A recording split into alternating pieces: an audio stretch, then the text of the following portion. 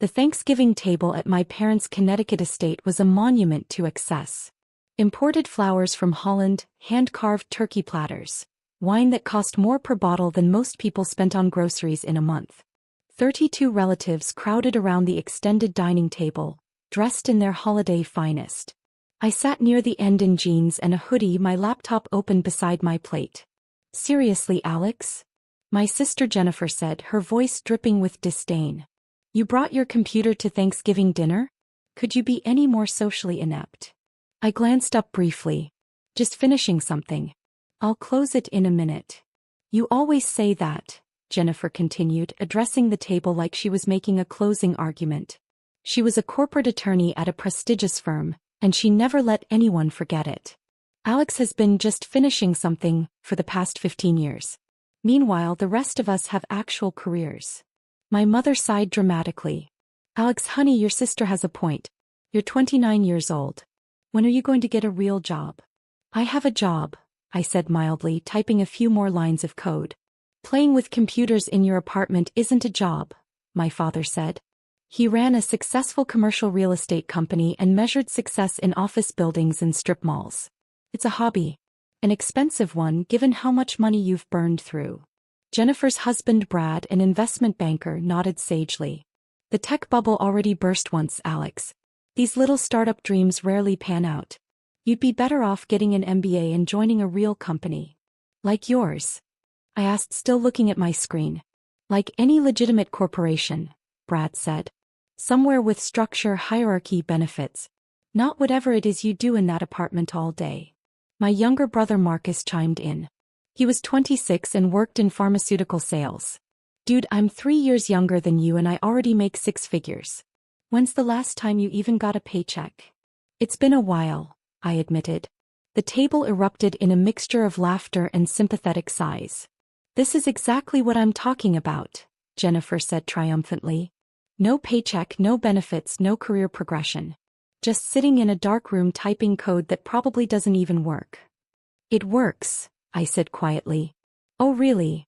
Jennifer challenged. "Then what exactly do you do, Alex? Explain it to us in terms normal people can understand.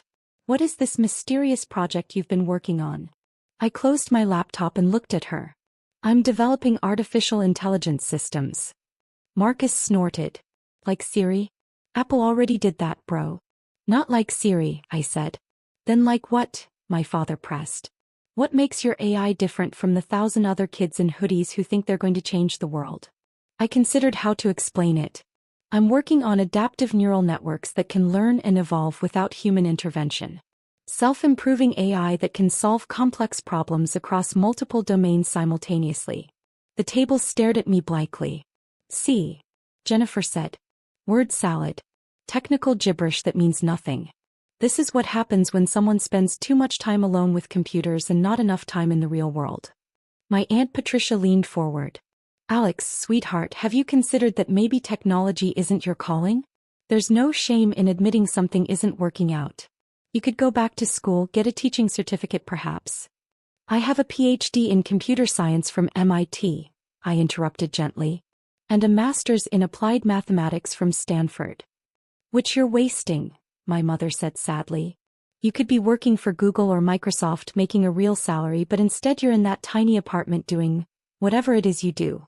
"The apartment is fine," I said. "It's a studio in Queens," Jennifer said with disgust. "Brad and I have a 4-bedroom in Tribeca. That's what real success looks like." "Congratulations," I said sincerely. "Don't patronize me," Jennifer snapped. "I worked hard to get where I am. I went to law school, put in the hours, made partner track at 32. Meanwhile, you've been playing with computers for a decade with nothing to show for it." My cousin Ryan spoke up. He was a financial analyst. "How are you even surviving, Alex? Rent, food, expenses. Where's the money coming from?" "I have some savings," I said. "From what?" Ryan pressed. "You haven't had a paying job since that brief stint at IBM, what, 5 years ago?" 6 years ago, I corrected. "I left to focus on my own projects." "Projects that generate no income," Brad said. "Alex, I'm going to be blunt because someone needs to give you a reality check.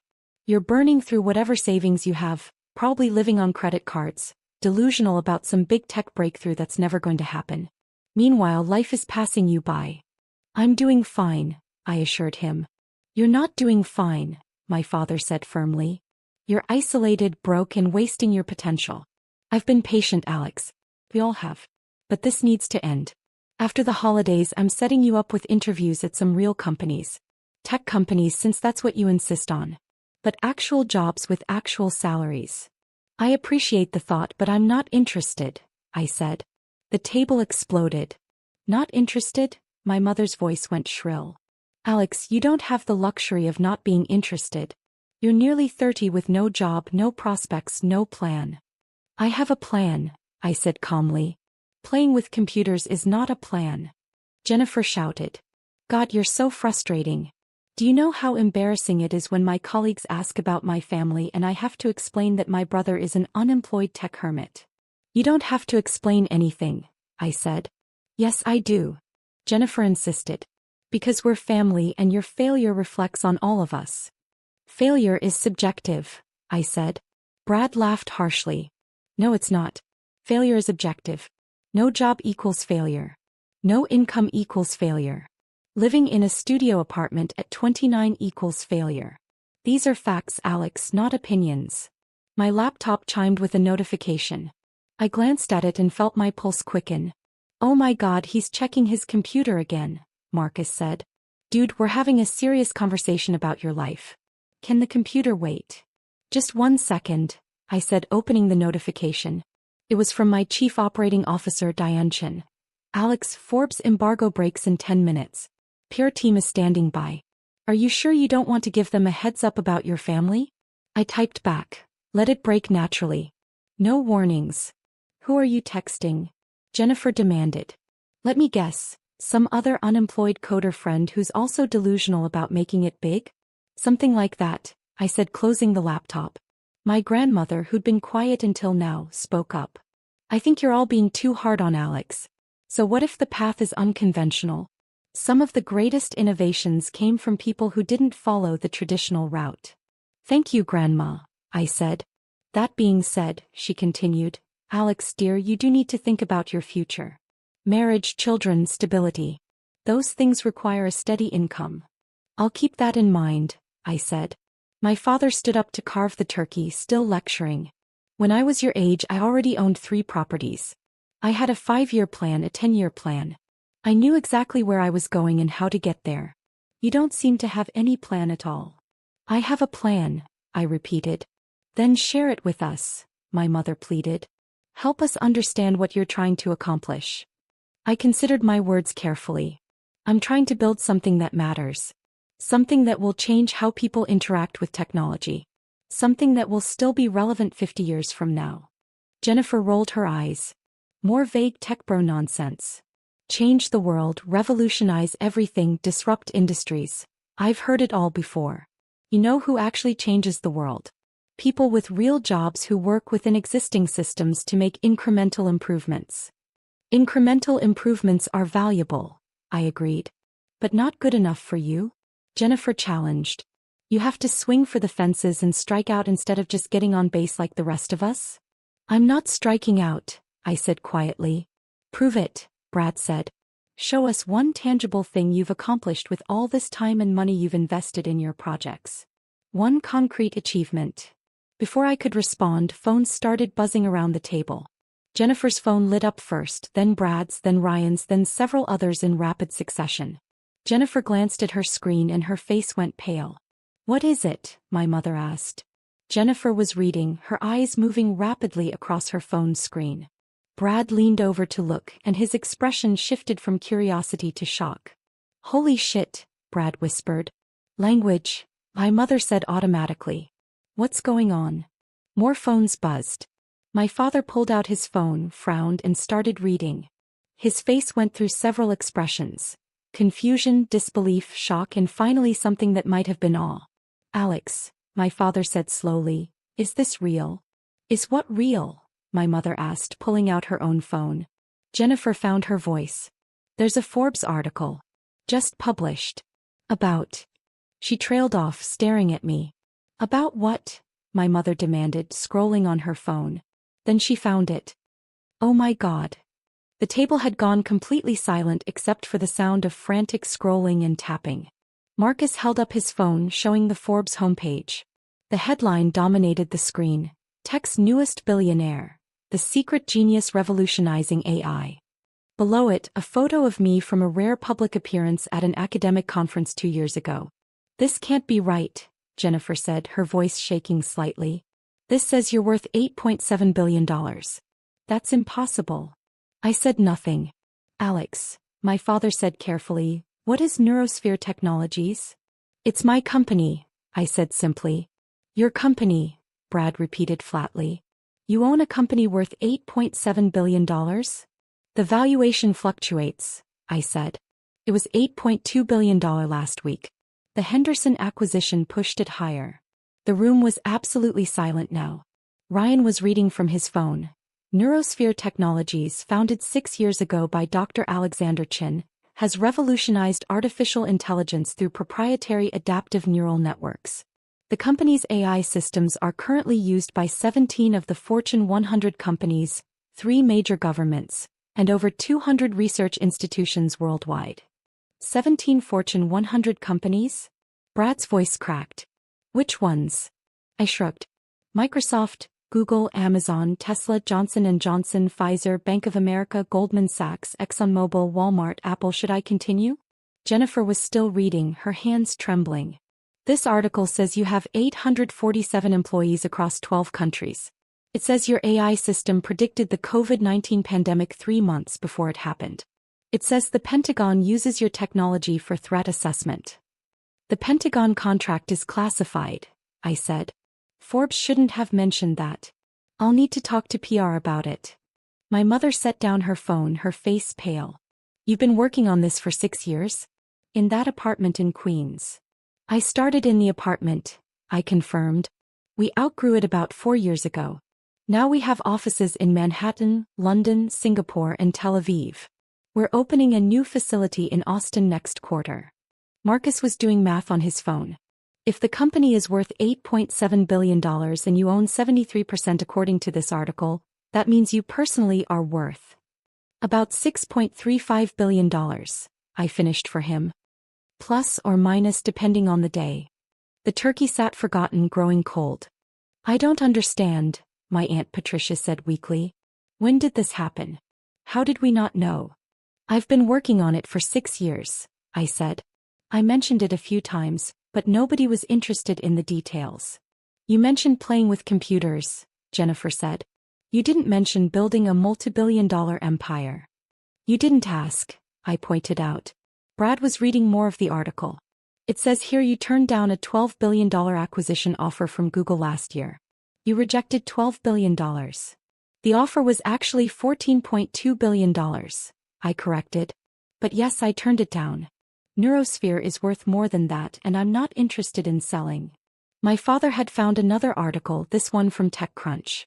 It says you're considered the leading expert in adaptive AI systems. That you've published 47 peer-reviewed papers. That MIT wants you to head their new AI research institute, but you declined. I declined because I'm busy running Neurosphere, I said. Though I do lecture there occasionally. Jennifer was scrolling frantically through multiple articles now. Bloomberg has a profile on you. The Wall Street Journal has an analysis of Neurosphere's impact on enterprise AI.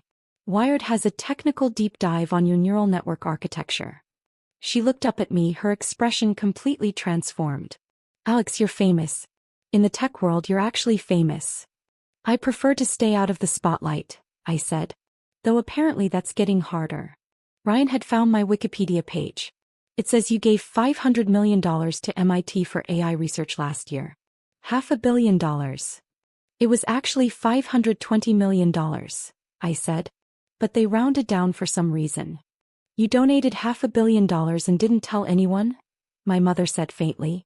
It wasn't a secret, I said. MIT announced it. There was a whole ceremony. I invited you all, but nobody could make it.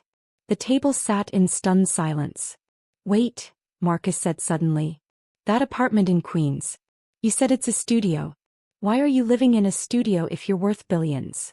I don't live there anymore, I said. I moved out 3 years ago.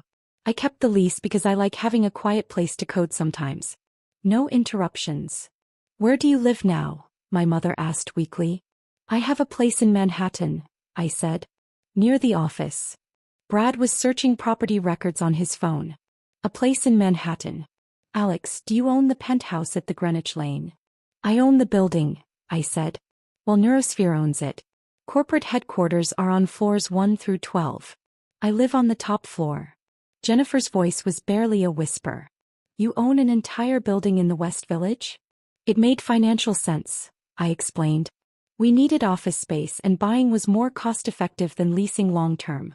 The penthouse is a perk, I suppose. My father had gone very quiet. He was reading article after article, his expression changing with each one. There's a profile here, he said slowly, from Harvard Business Review. They interviewed 50 tech CEOs about the most innovative minds in the industry. Your name came up more than anyone else's. More than Elon Musk. More than Sundar Pichai. More than any of them. That's flattering, I said. Flattering. Jennifer's voice cracked. Alex, you're apparently one of the most important people in technology and we had no idea. How did we not know this? You never asked what I was working on, I said simply. You just assumed it was nothing. The truth of that statement hung in the air. My grandmother spoke up, her voice quiet but clear. I asked Alex, do you remember? 2 years ago at Christmas. I asked what you were working on. I remember, I said, smiling at her. You actually listened to my explanation. You're the only one who did. You told me you were teaching computers to think, she said. I didn't understand it, but I could see it mattered to you. It did, I said. It does. Brad had moved on to financial analysis. The Forbes article estimates Neurosphere's revenue at $4.3 billion annually. Alex, what's your actual revenue? We don't publicly disclose financials since we're privately held, I said. But that estimate is reasonably accurate. We'll probably hit $4.8 billion this fiscal year. $4.8 billion in revenue, Ryan repeated. What's your profit margin? Around 34%, I said. We reinvest heavily in R&D, which keeps margins lower than they could be. But innovation is more important than short-term profits. Marcus was adding up numbers on his phone. 34% of $4.8 billion is over $1.6 billion in annual profit. You personally make over $1 billion a year. It varies, I said. But yes, roughly. Though most of it gets reinvested into the company or donated to research initiatives. Jennifer had tears in her eyes now. I called you a failure, she whispered. I told everyone you were an embarrassment. I said you were wasting your life. You didn't know, I said gently. I should have known, she said, her voice rising. I should have asked. I should have believed in you. Instead I just assumed. That I was a failure, I finished. I know. You all did. My mother was crying silently. My father looked like he'd been punched. Brad had gone pale. Marcus couldn't stop staring at his phone, scrolling through article after article about my success. Why didn't you tell us? My father finally asked. Why did you let us think you were struggling? I considered the question. I tried to tell you, Dad. Multiple times. But every time I mentioned my work, you changed the subject or dismissed it as a hobby. Eventually, I stopped trying. But you could have insisted, my mother said. You could have made us listen. Could I have? I asked. Think about it. If I'd walked in here today and announced I was worth billions, would you have believed me? Or would you have thought I was delusional? The silence was my answer. You decided who I was, I continued quietly. The unsuccessful son. The embarrassment. The one who couldn't get a real job. Nothing I said was going to change that perception because you didn't want it changed. You needed someone to look down on, to feel superior to. I filled that role. That's not fair, Jennifer protested weakly. Isn't it? I asked. You literally called me an embarrassment 15 minutes ago. You said my failure reflected on you. You didn't ask about my life, my work, my goals. You just assumed I had none. More phones were buzzing as the Forbes article spread. My cousin Sarah, who'd been quiet until now, held up her phone. Alex, people are sharing this everywhere. It's trending on Twitter. LinkedIn is exploding with people claiming they knew you. They'll claim all sorts of things now, I said. Ryan was reading comments on various articles. The tech community has known about you for years, apparently. There are Reddit threads from 2019 calling you the ghost genius because you never do press. People have been trying to figure out who you are. I prefer to let the work speak for itself, I said. Brad had recovered somewhat. Alex, I apologize for earlier. I was completely out of line. If I'd known. You'd have treated me differently, I interrupted. I know. But here's the thing, Brad. I'm the same person I was an hour ago. The same person I was when you called me delusional. The only thing that's changed is your knowledge of my success. He had no response to that. My father stood up abruptly.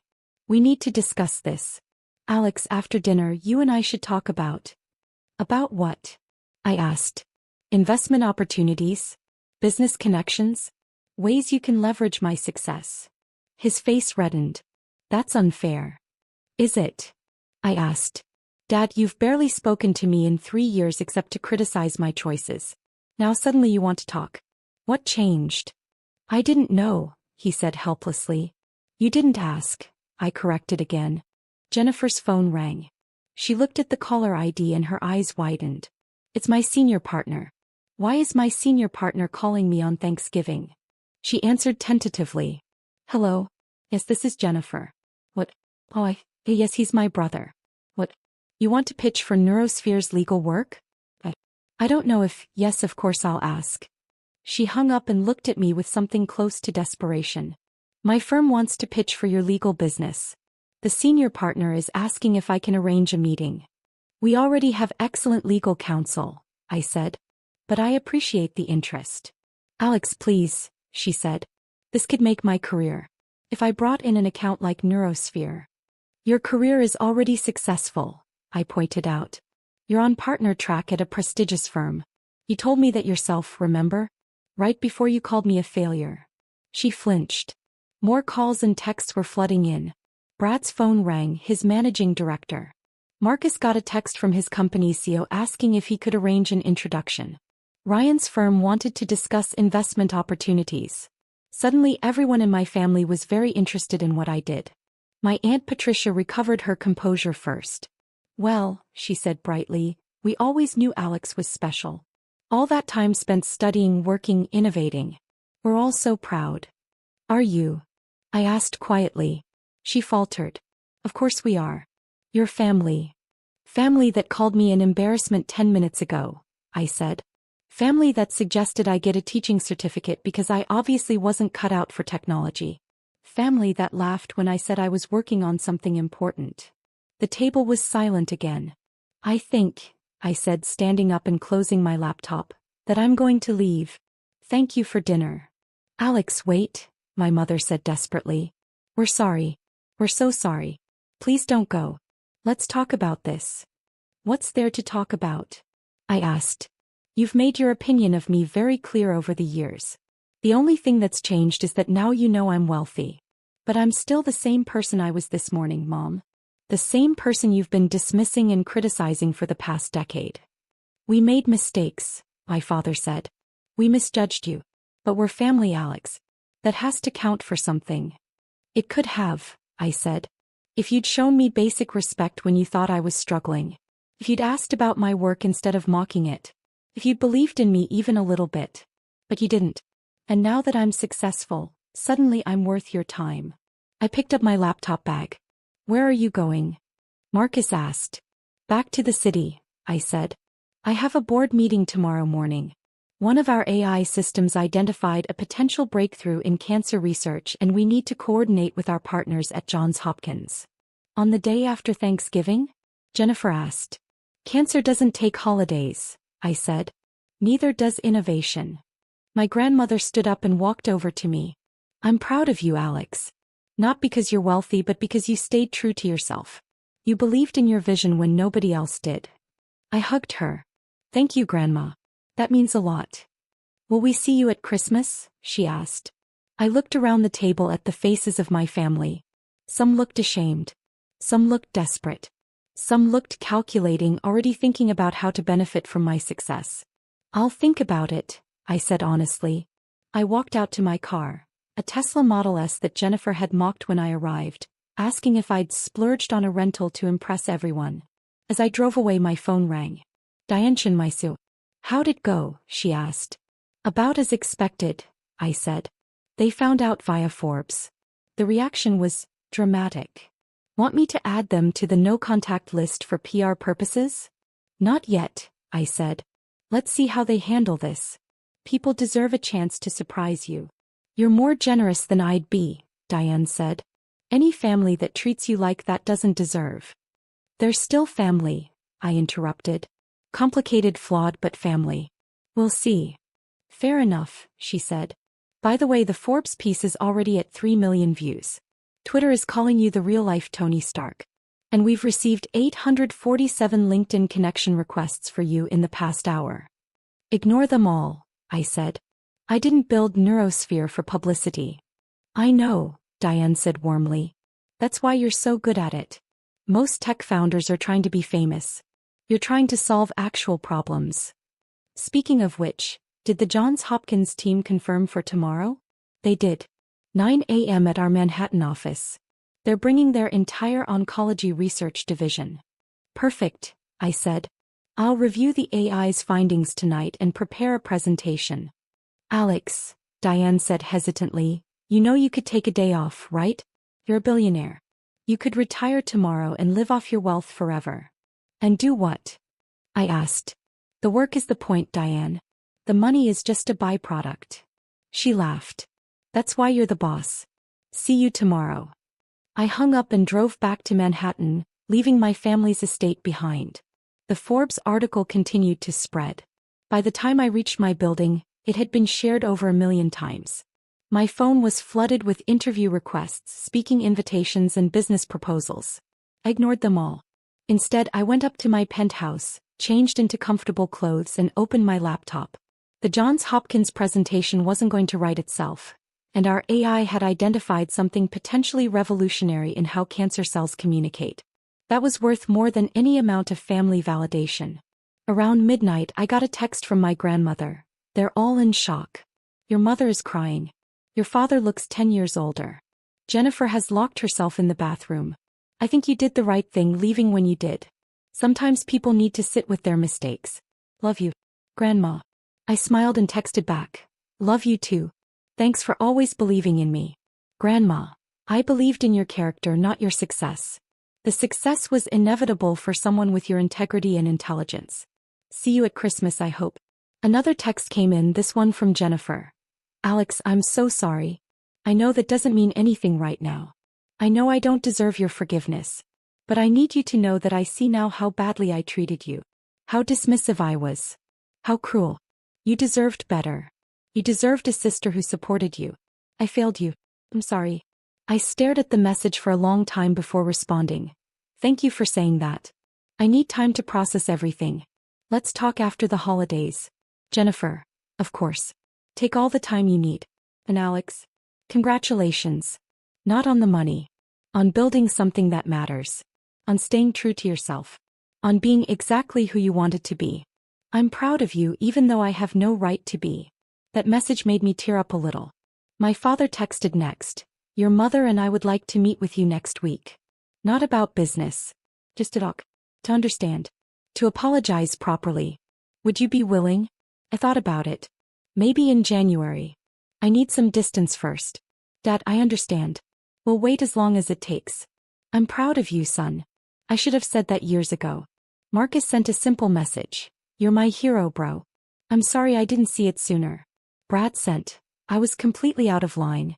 You don't owe me anything, but if you're ever willing to grab coffee, I'd like to hear about your actual work. Not for business reasons. Just because I genuinely want to understand what you've built. The messages continued into the early morning hours. Extended family, old friends who'd seen the articles, former colleagues, even people I'd gone to high school with.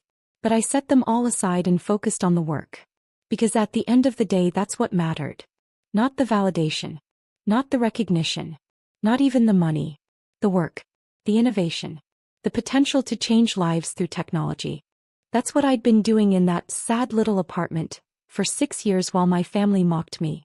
And that's what I'd keep doing whether they understood it or not. By 3 a.m. I'd finished the Johns Hopkins presentation. The AI had identified a pattern in cellular communication that could revolutionize how we treat certain cancers. If we were right, we could save thousands of lives. That was worth more than 1 billion Forbes covers. I went to bed satisfied not because my family finally knew my worth, but because tomorrow I might help cure cancer. That was the real success. Everything else was just noise.